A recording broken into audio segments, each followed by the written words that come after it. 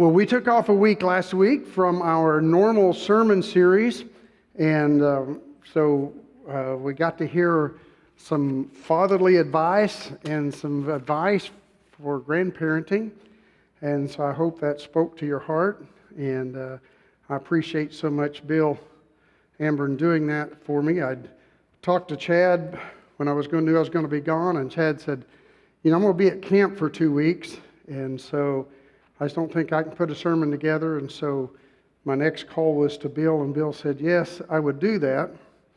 And so thank you very much for that, Bill. I appreciate that so much. And the help from the grandson was awesome too, wasn't it? Yeah. So anyway, thank you for that. We're going back to Abraham now, okay? So Abraham, so several things have happened. Ishmael has been born as we continue our story, and we're skipping quite a few chapters as we start today. But Abraham must have dearly loved his son. He's 75. He has a son, his first child, and he is thrilled. He's awesome. It's a wonderful thing. Life is good, except for the family issues between Sarah and Hagar, of course. But Abraham watches his son grow up, Ishmael grow up to be a young man. And so about the time he's 14 years old, Ishmael, his only son, is 14 years old. During all this time, he's making sure that he has everything he needs. And now remember, he's the sole heir of everything Abraham has. So Abraham is a very wealthy man in that time. Lots of servants, lots of cattle, lots of sheep, lots of everything. Besides that, God's given him all of Israel. So life is really, really good for Abraham, and he has a son. But let me clarify that during this time of what we're not covering right now in this passage, in this series, is that God changed Abram and Sarai's name to Abraham and Sarah. Okay, so names were a big deal back then. Like, I changed my name when I turned 14 and went to get my Social Security card because I was getting a job. I changed my name from Jeffrey to Jeff. Now, one of these days, I'm going to have trouble with that. When I go to if I ever get to turn 65 and have to go back to Social Security office, they're going to ask me who I am, if I'm Jeffrey or Jeff, but we'll worry about that next year, right? But God changes Abram's name to Abraham, which Abraham means father of a multitude. And Sarai's name is changed to Sarah, which means female noble, which would mean queen in our language today. And so, even if there's another heir born, Ishmael to Abraham, Ishmael is still the oldest heir. He's the oldest child, the firstborn, and so according to the way they did their gifting things as they passed things on to generations, the first child always had the most responsibility, but they also got double portion of what the rest of the kids got in the wealth that was being passed down. So Ishmael is in good shape for life. Okay. He's in good shape. But now something's about to happen. And Ishmael, along with Hagar, his mom, have a surprise awaiting for them. And it's not the kind of surprise that we really like to get, honestly. Let's start with reading chapter 21, starting at verse 1 in Genesis. Would you join me and follow along as I read? The Lord was attentive to Sarah, as he had said, and the Lord carried out just what he had promised her. She became pregnant and gave a birth to a son for Abraham when he was old, at the very time God had told him. Abraham named his son, the one Sarah bore him, Isaac. Abraham circumcised his son Isaac when he was 8 days old, just as God had commanded him. Abraham was 100 years old when his son Isaac was born. And Sarah said, good God, what did we do? No, Sarah, get back here. Sarah said, God has given me laughter.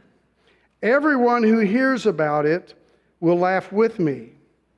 She said, "Who could have told Abraham that Sarah would nurse sons? But now I've given birth to a son when he was old." The boy grew and stopped nursing. On the day he stopped nursing, Abraham prepared a huge banquet. So apparently one of the happiest days of Abraham's long life was the day when he heard that Sarah, his first wife, the love of his life, was finally pregnant with her child. And true enough, now Sarah had encouraged Abraham to take Hagar, her Egyptian servant or slave, and have a child by her. But that didn't really make for one big happy family like Sarah had dreamed that it might do. Ishmael, son of Abraham and Hagar, the slave woman, would be Abraham's heir, but God had told him to wait. God had said, let's hold on, just wait, because I will give you a child. And that the promise would be kept by a child born to his first wife, Sarah. So the promise God made in Genesis 19 was a solemn promise. And God always keeps the promises he makes. If you don't have that written down somewhere so you can remember that from time to time, maybe you want to put that on your bathroom window or mirror so when you look up every morning you can say, if God has promised you something, you know that in God's timing, God will fulfill his promises. And this one's no different. I mean, even as Abraham and Sarah aged well past their childbearing years. Now, how many of you have noticed that your timing and God's timing aren't always exactly the same? Has anybody noticed that but me? You know, I try to make things work out. I feel like God has told me something, and then it doesn't seem to happen when I felt like was the best timing for it to happen.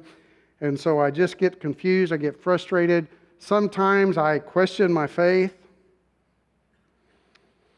But God never told Abraham just when he would have the child, but that he would have an heir, a son. So it turns out that 14 years went by after he had relations with Hagar and she had Ishmael. 14 years went by before God really gave Abraham the heir that he was promised. And to do that, God's going to have to perform a miracle because Abraham is 99. So that means Sarah is 89 when she conceived. And that's a little past the normal time. Now, Abraham must have been happy when he heard Sarah was going to have his child, right? He had to have been happy. I mean, after so many years of waiting, 25 years prior to that, they've been promised they would have a child. Now, think about that in today's world. 25 years since you've been promised you would have a child and you still haven't had one. That's way past the normal childbearing years. And they didn't even start until Sarah was 65 when the promise came and Abraham was 75. And so this has been a long time of waiting. And so, I mean, even when when they got married and they started their life together, the one thing you want to do as a young couple in that society is to have children. That's how that's the recognition of your wealth. That's who you pass everything you own to. And so all of their lives they've been waiting. And so it must have felt like that it's been a long time in coming.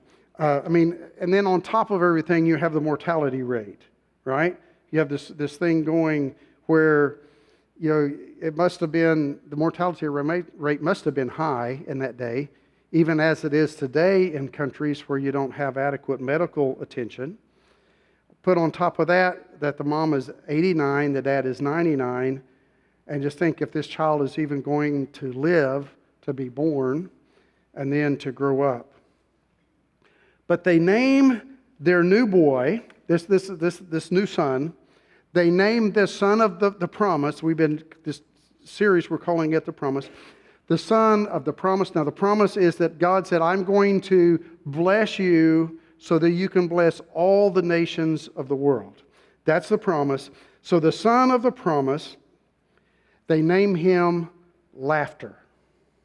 They name him Laughter. Now, in the Hebrew, that's Isaac. Now, Now, Sarah was overjoyed. She was so thrilled when she got pregnant. She was so thrilled when the baby was born. He's healthy. And so all she could do was laugh. And I'm sure that laughter was contagious. As people would come in, she would be laughing. It was such a joy to her to finally, after 89 years or 90 years, to be holding a baby of her own, a son of her own. And here she is holding him. And then a few days later in that society, what they would do was the father would come in after a few days, and he would look at the child, and he would take the child, and if he took the child and hold him up, he would do that and give him a name, or the child a name, and then give the child back to the mom, and the child was safe. If the dad came in, didn't like the looks of things, and didn't hold him up and give him a name, the child was put out on a dung heap or was put out in the desert or somewhere and would die. So that's kind of what would happen at that time. Abraham comes in. It's a child of promise. Sarah is laughing. And he comes in, holds the baby up and says, "Your name is Laughter. Your name is Laughter because our lives just got perfect. Our lives just got as good as it can possibly get. Nothing in this world can be better than having a son at age 90. It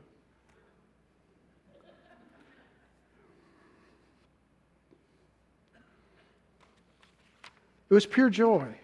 I mean, the household must have been happy.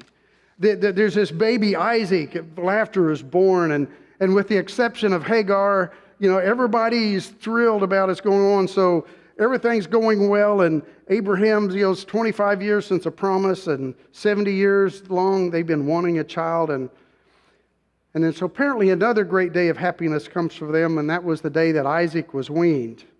And Abraham made this big feast. Remember, he has hundreds of servants, all these people that he takes care of, that take care of all of his animals and things, and all the servants, they all just have this gigantic party because he's weaned. Now, I think in our house, I think the party came when they changed the last diaper, right? And that would be more for us. When you change the last diaper, life is good. Yes, thank you, Jesus. It's like you're back in the real world again. But for them, apparently, it was when the baby was weaned. But sadly, a very sad thing is about to happen. Let's continue our story. Let's pick up the second half of verse 8 again. It says, "On the day that he stopped nursing, Abraham prepared a huge banquet. Sarah saw Hagar's son laughing, the one Hagar, the Egyptian, had born to Abraham. So she said to Abraham, 'Send this servant away with her son.'" We're going to talk about this phrase in a minute. "This servant's son won't share the inheritance with my son Isaac." And this upset Abraham terribly because the boy was his son. God said to Abraham, "Don't be upset about the boy and your servant. Do everything Sarah tells you to do because your descendants will be traced through Isaac," or Laughter. "But I will make of your servant's son," this is Ishmael, "a great nation too, because he is also your descendant." Something I've noticed after 40 years of pastoring is that at the happiest times, some people still do inappropriate things. Have you noticed that?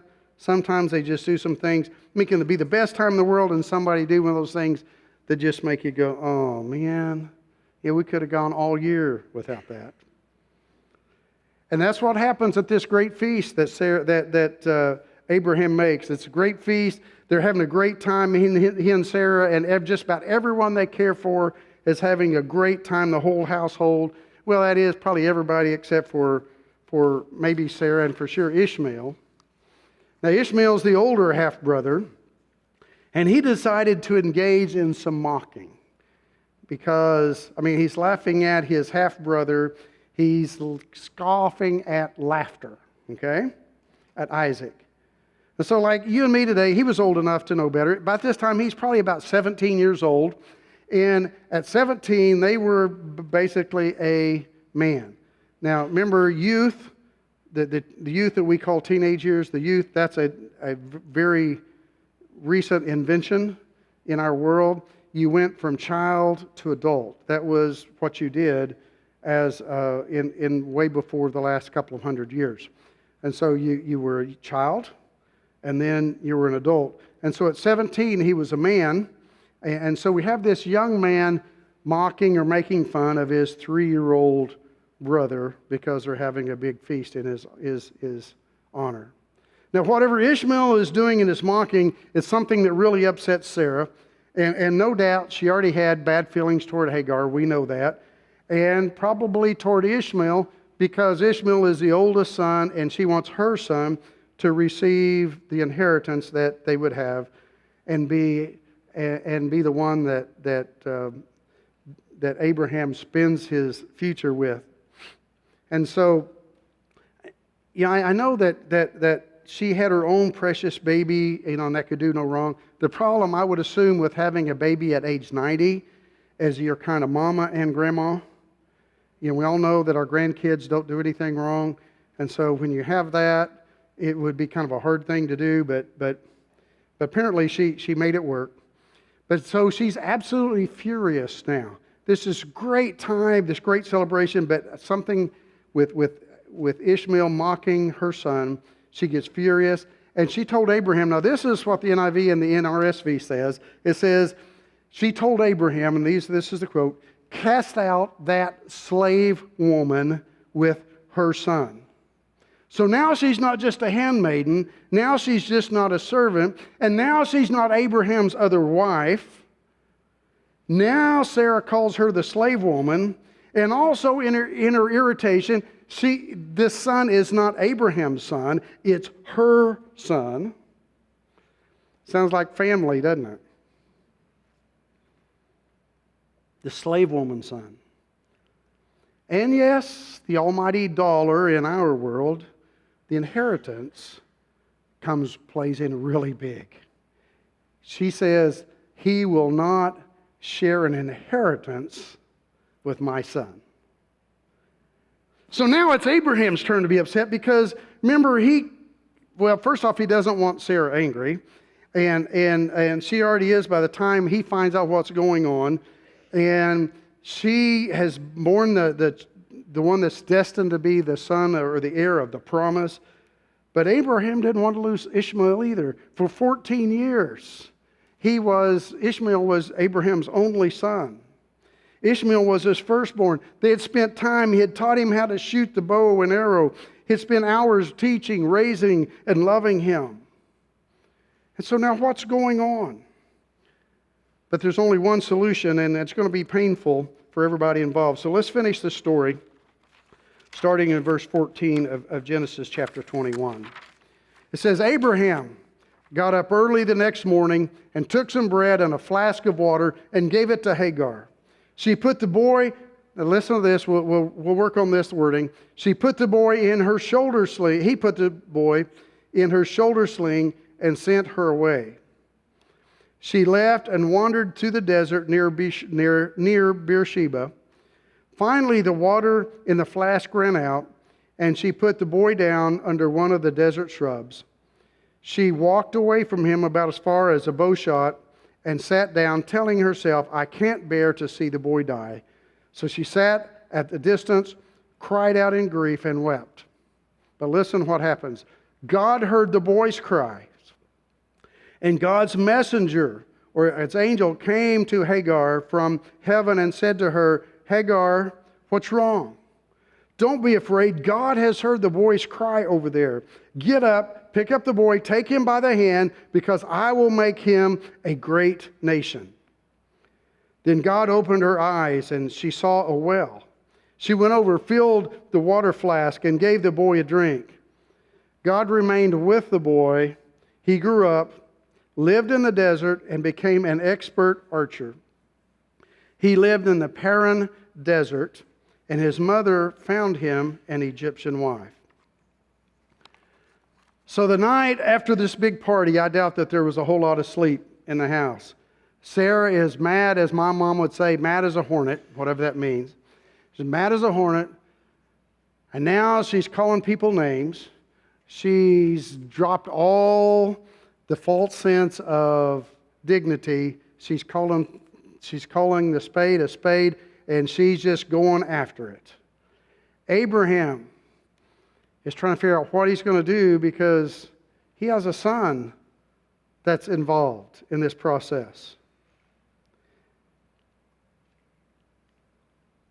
And it all started just so simply from what we would think of as a teenager being a little out of hand, a little inappropriate.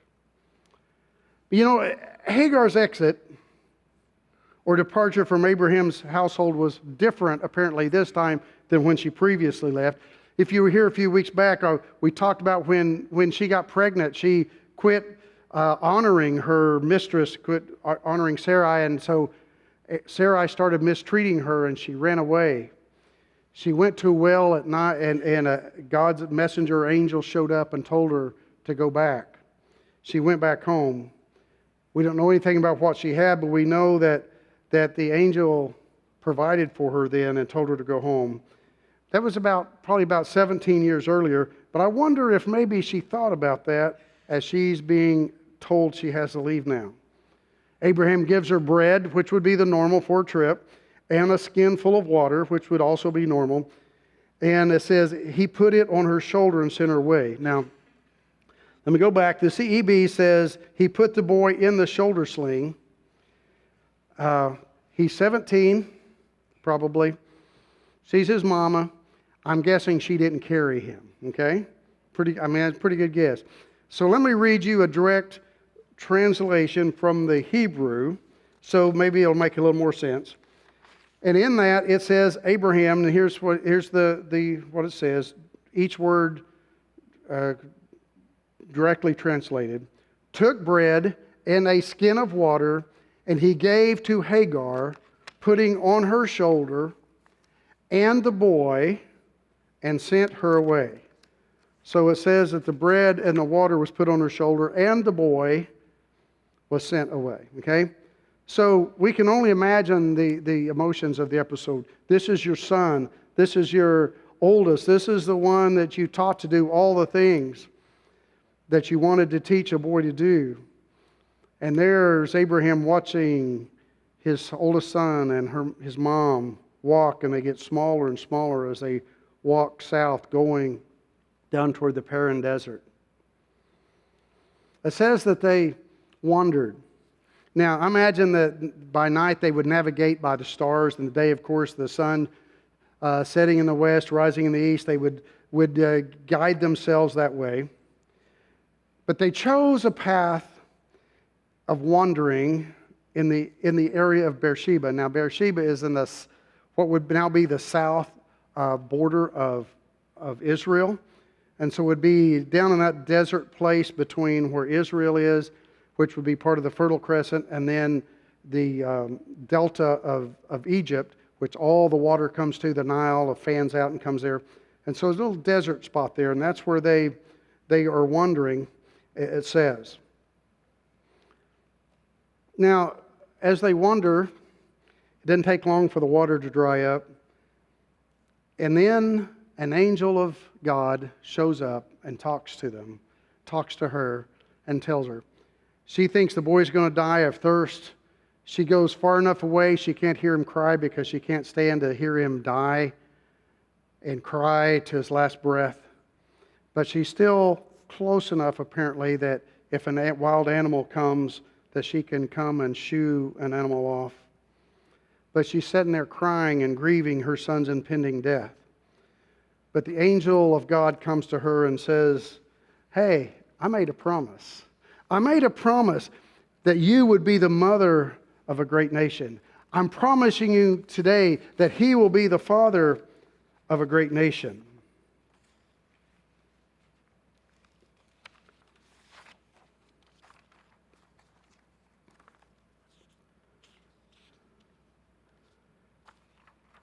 And that's what happened. He becomes the father of a great nation because God provided for them. So I wonder if Hagar remembered the encounter with God 17 years before, and when God had spoken to her and said, "You need to go back." And this time he's not saying "need to go back." This time he's just saying, I'm going to provide. But she knows that God keeps His promises. So as we end the story, we see that Ishmael continues to grow up. He becomes an expert archer, and he lives in the wilderness there, or the desert there.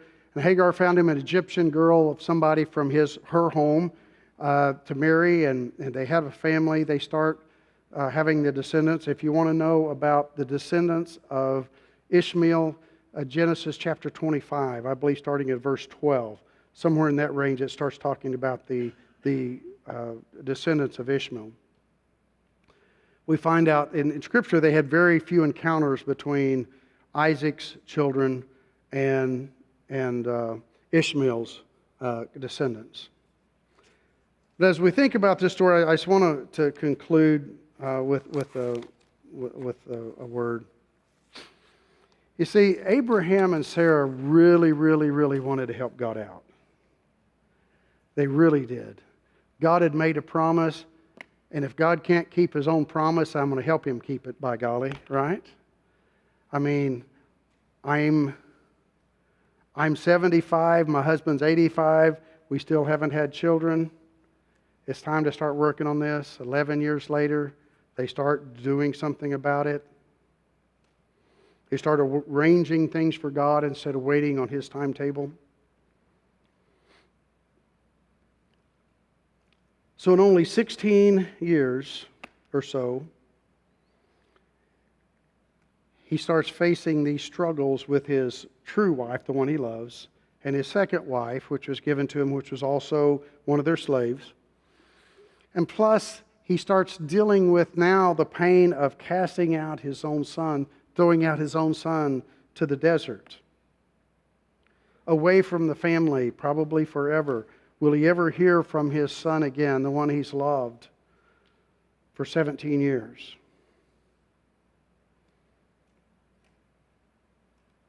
It was time for them to leave according to God's plan, apparently, but can you imagine the pain and the hurt that he felt? So as I close, I just want to mention this. God makes promises and God gives us dreams and hopes. But God's timing very, very, very seldom is our timing. Remember, we are the generation of the microwave, right? And we're really frustrated with microwaves because they don't work nearly quick enough, right? Tell me I'm wrong. And has anybody been frustrated in this after-COVID world because all the servers are new, they don't know what they're doing, you get the orders wrong, and it takes twice as long to get that meal when it would have taken you 6 hours to prepare it yourself, and it took an extra 3 minutes to get it? You see,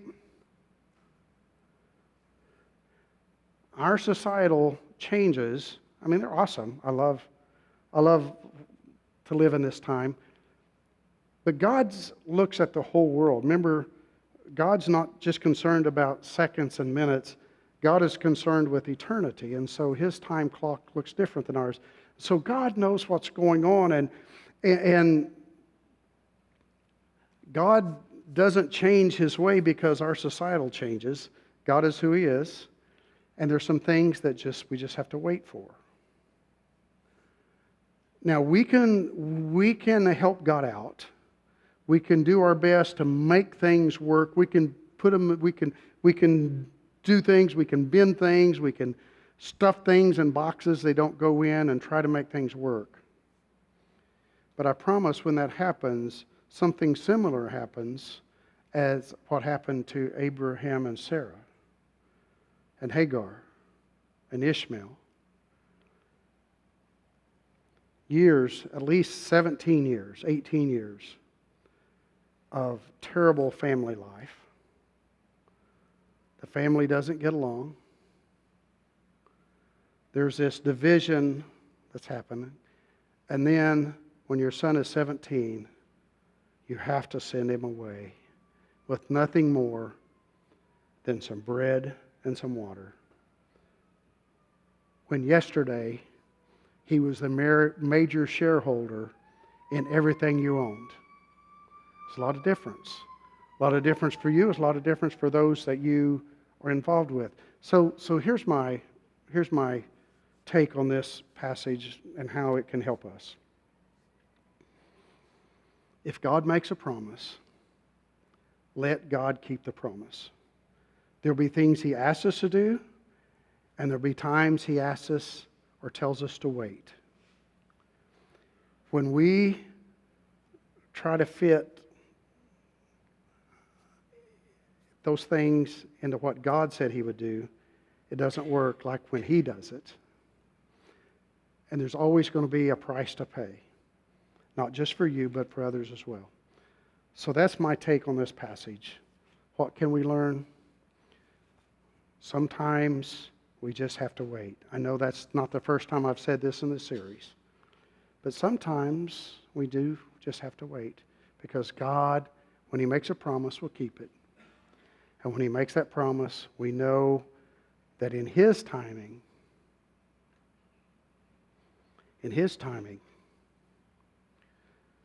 not when we're 25, will we have that child. It may be 90. Whatever you believe that God has promised you, whatever you're waiting on God to answer, wait for God to fill that need. Wait for God to do the ministry. Wait in His presence, and God will do it, and you'll save ourselves a lot of pain and misery. That's the way it works in God's world.